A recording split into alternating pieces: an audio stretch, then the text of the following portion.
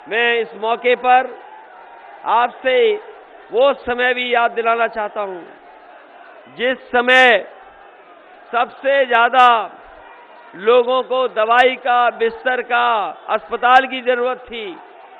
उस समय सरकार ने मदद नहीं की। आप जानते होंगे कोरोना के समय पर बड़े पैमाने पर लोग बीमार हुए, लेकिन इस सरकार ने मदद नहीं की। सरकार ने न दवाई दी, न बिस्तर दे पाई, और जब सांसों के लिए ऑक्सीजन जरूरत थी तो ये सरकार ऑक्सीजन भी नहीं दे पाई। अगर सरकार समय पर इलाज करा देती, समय पर दवाई दिलवा देती, तो बहुत सारे हमारे गरीबों की जान बच जाती। अगर किसी कारण जान गई है, किसी कारण हमारे आपके परिवार के सदस्यों का इलाज नहीं हो पाया है, अगर कोई दोषी है तो यही भारतीय जनता पार्टी की सरकार दोषी है, जिन्होंने हमारे गरीबों को अनाज छोड़ने का काम किया था।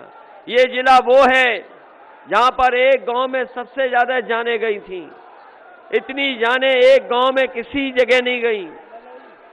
उस ललौली गांव में सबसे ज्यादा जान गई, और आज भी सरकार ये स्वीकार नहीं कर रही है कि कितने लोगों की जान गई है। जो सुप्रीम कोर्ट ने कहा कि मदद की जाए, लेकिन सरकार ने मदद नहीं की है। इसलिए हम आपको कह करके जा रहे हैं कि समाजवादी सरकार बनेगी तो चाहे हमें यहाँ के मेडिकल कॉलेज को और बेहतर बनाना पड़े तो बेहतर बनाएंगे, जिससे हमारे लोगों को, गरीबों को कानपुर या और आसपास जिलों में इलाज के लिए न जाना पड़े। इस सरकार ने तो ऐसे ही आधुनिक खंडर बनाए हैं, वो मेडिकल कॉलेज नहीं बनाए हैं, वो आधुनिक खंडर बनाए हैं। न वहाँ डॉक्टर हैं, न दवाई है, न नर्स हैं, कोई इंतजाम नहीं है, बस मेडिकल कॉलेज का उद्घाटन कर दिया है। समाजवादी सरकार बनेगी तो अच्छा मेडिकल कॉलेज, जिससे कि हमारे गरीबों का इलाज यहीं पर हो जाए, उन्हें बाहर कहीं नहीं जाना पड़े। एम्बुलेंस चलाई थी, याद है कि नहीं याद है? जितनी एम्बुलेंस समाजवादियों ने चलाई उतनी ही चल रही हैं। इस बाबा मुख्यमंत्री जी ने कोई एम्बुलेंस नहीं बढ़ाई, व्यवस्था को बर्बाद कर दिया, हमारी पुलिस को बर्बाद कर दिया, और इतना लूट मची हुई है जिसकी आप कल्पना नहीं कर सकते। इसलिए फतेहपुर के लोगों से मैं कहना चाहता हूं कि यहां के लोगों ने समय समय पर अन्याय भी देखा है। पुलिस और प्रशासन के माध्यम से न जाने कितना अन्याय का सामना करना पड़ा है। बहुत सारे साथी हैं जिन पर झूठे मुकदमे लगा करके इन्होंने जेल भेजा है, झूठे मुकदमे लगा करके परेशानी में डाला है। बताओ, ये सरकार झूठे मुकदमे लगाती है कि नहीं लगाती है? और अगर झूठे मुकदमे लगाए जा रहे हैं, उसका कोई दोषी है तो ये बाबा मुख्यमंत्री दोषी हैं। हम आपको भरोसा दिला के जा रहे हैं, जिन पर भी झूठे मुकदमे लगे हैं, समाजवादी सरकार बनेगी तो उन मुकदमों को हटा करके उनका सम्मान देने का काम समाजवादी लोग करेंगे। इन्हीं शब्दों के साथ मैं आपका धन्यवाद देना चाहता हूं, आभार प्रकट करना चाहता हूं। पूरा मैदान भरा दिखाई दे रहा है, पूरा मैदान भरा है, और ये भरा हुआ मैदान जन सैलाब बता रहा है कि समाजवादी पार्टी के सभी प्रत्याशी इस बार जीत करके जा रहे हैं। बताओ, जिताओगे आप? समाजवादी पार्टी के प्रत्याशी बिशंबर प्रसाद निषाद को ही मदद करना। बताओ, मदद करोगे? फतेहपुर शहर से हमारी पार्टी के चुनाव लड़ रहे हैं चंद्र प्रकाश लोधी, इनकी मदद करोगे? दूसरी समाजवादी पार्टी की प्रत्याशी हुसैनगंज से लड़ रही हैं श्रीमती उषा मौर्य, बताओ, मदद करोगे कि नहीं करोगे? राम तीरथ परमहंस से लड़ रहे हैं, इनकी मदद करोगे कि नहीं करोगे?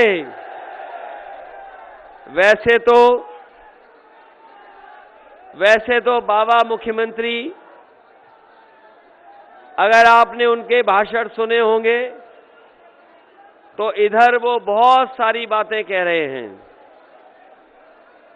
कानून व्यवस्था से लेकर के तमंचावादी तक कह रहे हैं।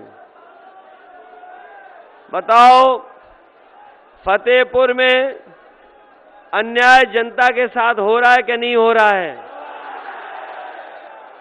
सुनने में आ रहा है कि कई ऐसे भारतीय जनता पार्टी के नेता हैं जो सुबह उठने से लेकर के रात सोने तक जमीनें कब्जा करते हैं।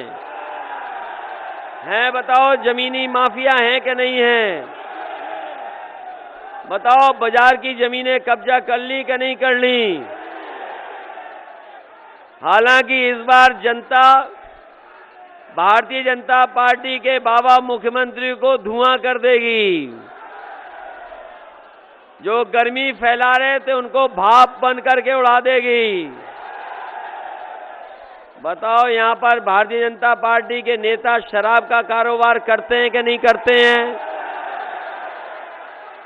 और नदी के इधर उधर करते हैं। जब कारोबार वहां बंद हो जाता है तो यहां वाले करते हैं, यहां बंद हो जाता है तो वहां करते हैं। बताओ, करते हैं कि नहीं करते हैं? सबसे ज्यादा शराब का कारोबार करने वाले भारतीय जनता पार्टी के नेता हैं, वो भी फतेहपुर के हैं। बताओ, बाबा मुख्यमंत्री सो रहे हैं क्या?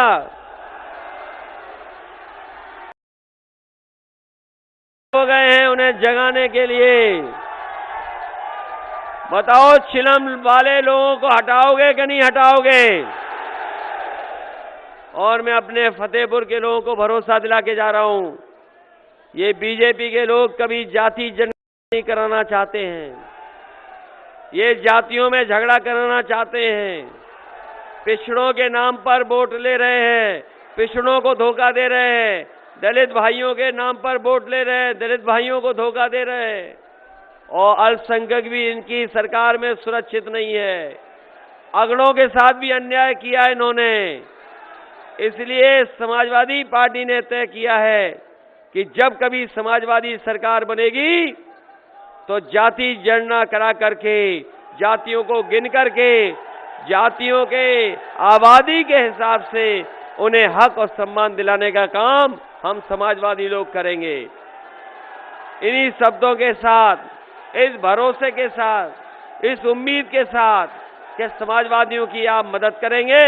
जो जो बातें हमने घोषणा पत्र में रखी हैं, नौजवानों को नौकरी का, अपनी माताओं बहनों को समाजवादी पेंशन का, इलाज का, किसानों को सुविधा देने का, व्यापारियों की मदद का और अपने तमाम लोगों को और सुविधा देने का, उन तमाम चीजों को समाजवादी सरकार में पूरा किया जाएगा और आप तक मदद पहुंचाने का काम समाजवादी लोग करेंगे। आप सबका बहुत बहुत धन्यवाद।